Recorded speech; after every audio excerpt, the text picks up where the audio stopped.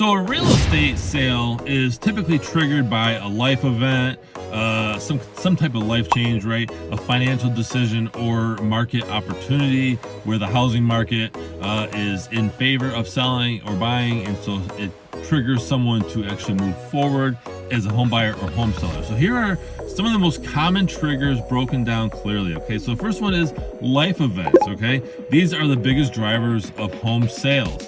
Some of the things are job relocation or getting a new job, marriage or divorce, growing family where you need more space, empty nesters, right, where you downsize your home, retirement, you're coming out of retirement and you want to basically get maybe a condo, okay?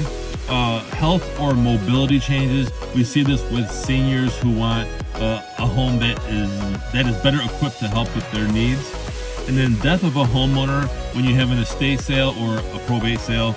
The second one is financial factors. So you're looking at, money related reasons to buy or sell a home. So first one could be rising home equity, and you want to, as a homeowner actually, cash out and get that equity. Okay.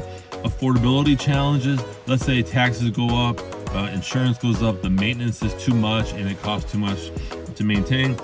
And then inheritance or asset division. If somebody, let's say an adult child or adult children inherit a home, they're probably going to sell it. Some may not, but most will, right? Number 3 is property related issues. So sometimes the house, not the owner, triggers the sale. So major repairs are needed. They cost too much. Homeowner doesn't want to do that. Outdated layout or features. They don't want to upgrade the home. High maintenance costs. I mentioned that in the last one. And then property no longer fits their lifestyle. Again, this could be somebody downsizing or somebody who wants to upsize and get a bigger home to expand their family, let's say. Okay. Fourth one is market conditions. Okay, I kind of mentioned this in the beginning of this episode. Timing the market can be a motivator. So if it's a strong seller's market, meaning there's low inventory and high prices, and that may trigger a homeowner to sell their home. Low interest rates, right? This helps out the buyers.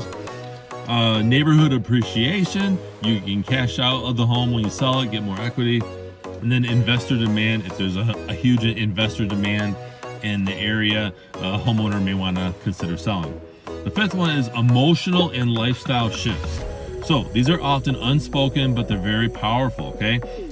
They could be a desire for simpler living, wanting a different location that has walkability, that has better schools, better climate, right? You move to Florida from Michigan, for example. Okay, I'm in the state of Michigan, by the way. It's cold right now.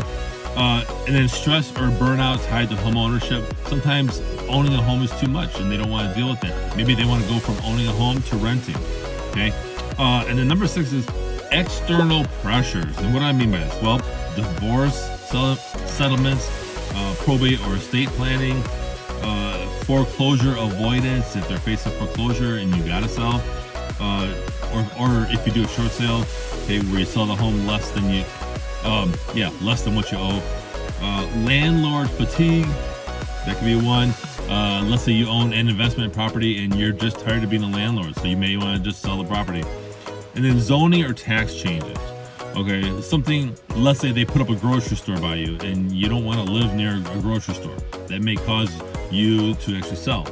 So in short, people don't sell homes just because of price, okay? They sell because something in their life changes and the home no longer fits. As I mentioned earlier, downsizing, upsizing, making the change from owning a home to renting a home, things like that. These are all things that I mentioned that cause a real estate deal to happen, right? That causes a sale. So I hope you found this episode valuable. Stick with me on future upcoming issues by subscribing wherever you're watching this. Otherwise, I appreciate you watching this episode. Thanks everyone for watching this episode of the AskJasonGelios Show. Be sure to head over to wherever books are sold online, including Amazon, for my latest book, The Senior's Guide to Buying and Selling a Home, the next chapter, and Think Like a Realtor, the little book about buying and selling residential real estate. Thank you.